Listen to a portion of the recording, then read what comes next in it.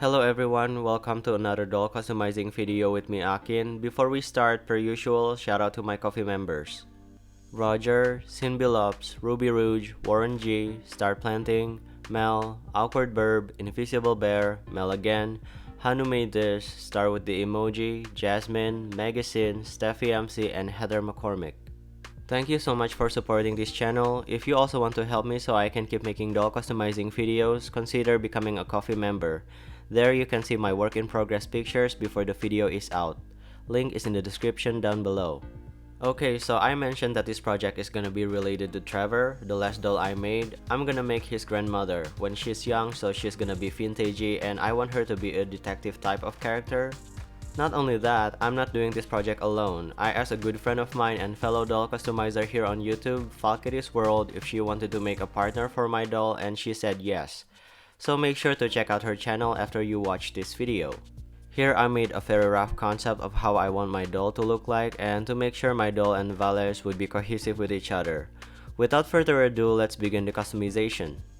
Here's what I'm gonna use for the base, Twilight's head and Blondie Locke's body. You can probably tell that they're both second-hand dolls.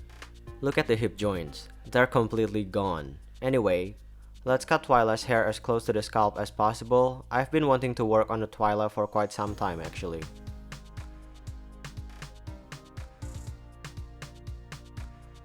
Then we remove Blondie's head by putting it in hot water for about 30 seconds before switching it with Twilight in the hot bath.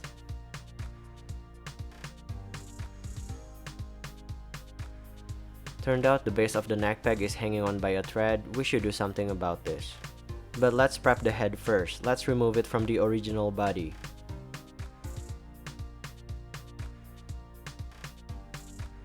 While the head is still soft and squishy, I scrape the remaining stubble through the neck hole with a flat-headed metal tool.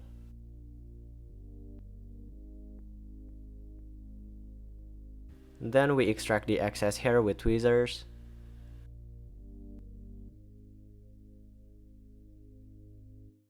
There is so much of it, it's gross, but at the same time, it looks like the filling of that Dubai pistachio chocolate, right? Going back to the neck peg, I mix a bit of epoxy, rolled it into a snake, and wrap it around the base of the neck peg. This should fix the problem.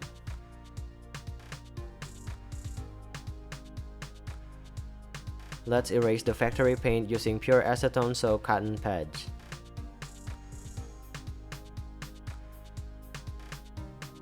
Then scrub the head with wet wipes to wash off the excess acetone.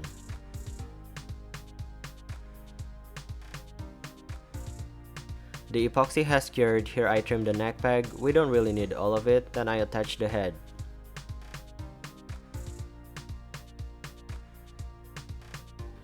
I wrap some masking tape around the neck.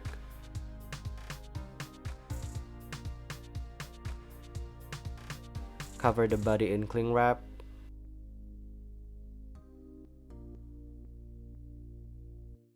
Here I already mixed some paint and now we can get to color match the head.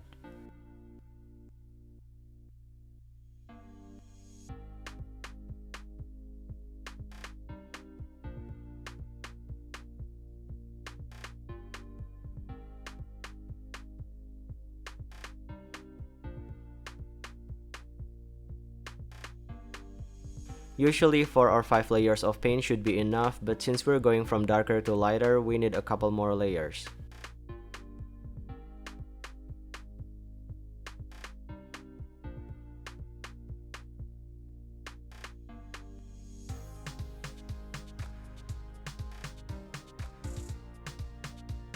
Seven layers of paint did the trick, then I give her bright red lipstick.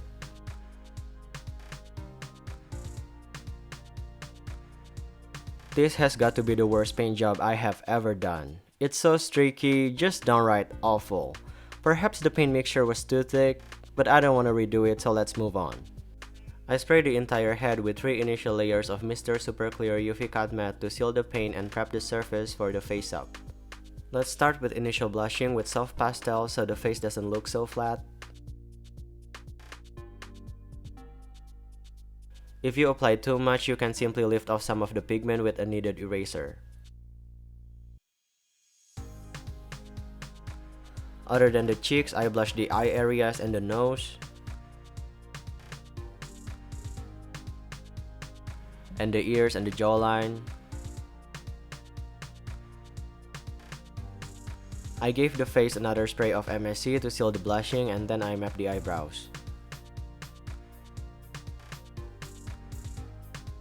Then with a light brown watercolor pencil, I sketched the eyes. I start coloring right away, white for the scleras, and green for the irises, just like Trevor. Well, technically Trevor got it from her. Another spray of MSC and I start building up the colors of the eyes. I darken the winged eyeliner as well so we can see the eye shape better.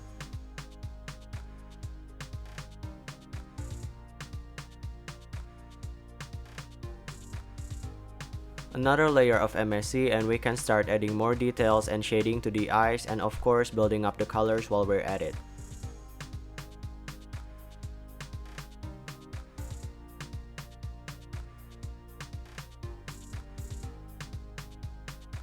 Then I mark where the pupils would be.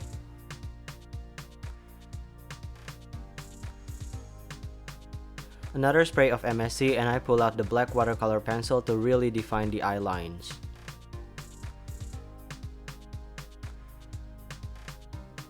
Then I widen the scleras even more and add the tear ducts.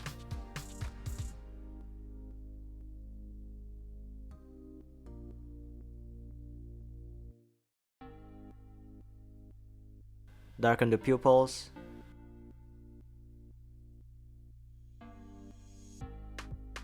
Make the outer tips of the eyebrows darker as well.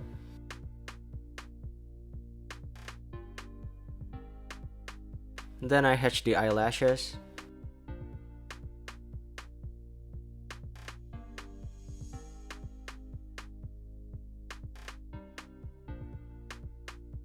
There's a speck of dirt, so I turn it into a beauty mark.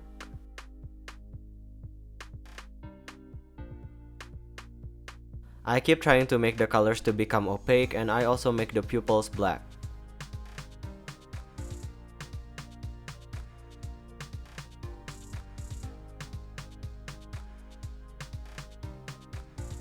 Another spray of MSC and I do some more touch-ups.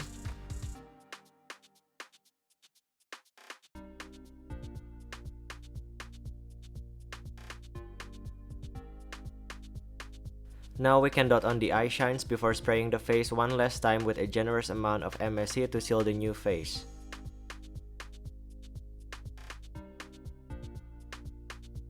We finished the face up with 9 layers of MSC. The face up is kinda meh, it's average, nothing special about it. Let's see how I did with the color matching. I think I did pretty well. Moving on to the hair, I already made some light brown yarn wefts and I begin by gluing the front part like so.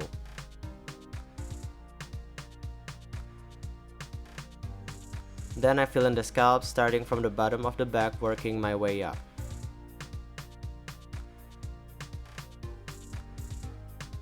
When we reach the crown, I glue wefts that will later get flipped in the opposite direction to make the hair part.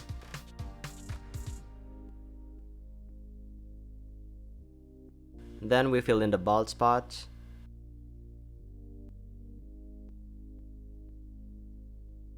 With a wet toothbrush, I try to tame the hair, but the wefts seem to resist absorbing the water. It's weird because it's from the same brand I always use, just in this color.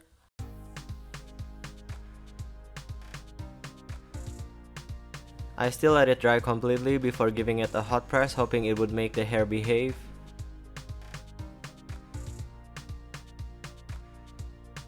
It helped, but not much, so let's get to styling right away. I don't know what this hairstyle is called, but I twist the hair on the front like this, pull them to the back and tie them together.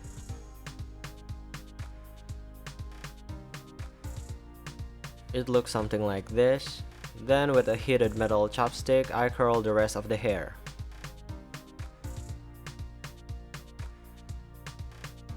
I trim the ends and separate the curls to get some textures.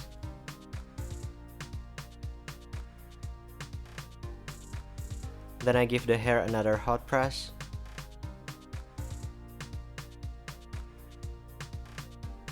Here's the finished hair. You know, I'm not sure if I like it or not. The hair isn't bad, I just think it's too princessy.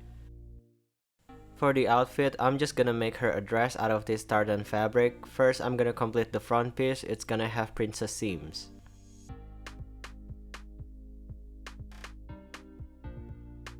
Here's the complete front piece. As you can see, the pattern doesn't match up because this fabric likes to move around while under the machine.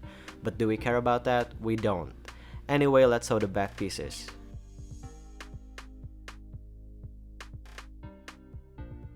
I already made a collar out of white cotton fabric, and here I'm getting rid of the stabilizer before sewing it around the neckline.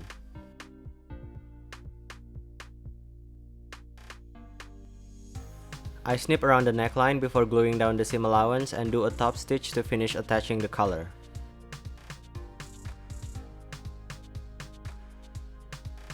We're done with the collar, now we attach the sleeves.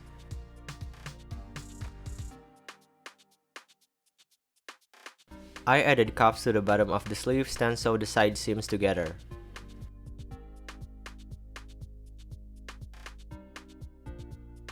Trim the excess seam allowance and turn it right side out.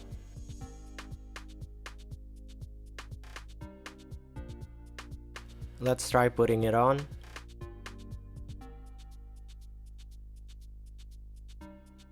And we're done with the top portion. For the skirt portion, I use a quarter circle pattern because I want that A-line look. I already hemmed the bottom part, and now let's sew it to the top portion.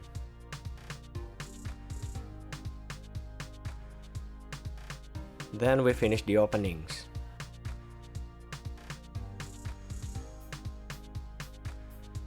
I attached the snaps and we're done with the dress. I made the closure all the way down because I don't quite know how to close the bad seams on a dress.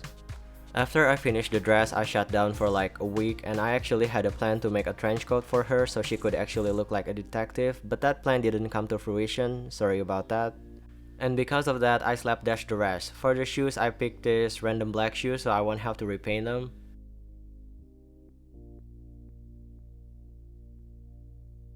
The only accessory I give her is this small gun I found in my stock box. The scale kinda works, so let's give it a paint job and seal it.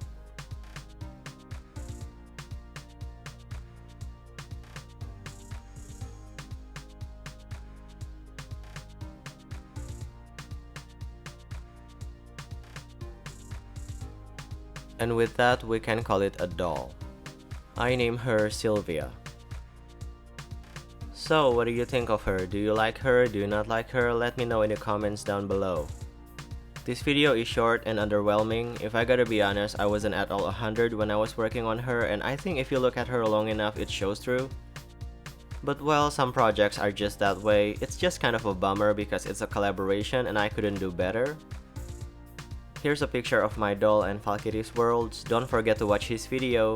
Do they look like a couple of detectives? What kind of mystery do you think they're uncovering?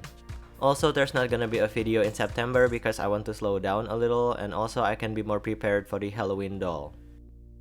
This is the end of this video. Thank you so much for watching. Hope you still enjoyed it even though it's rather underwhelming.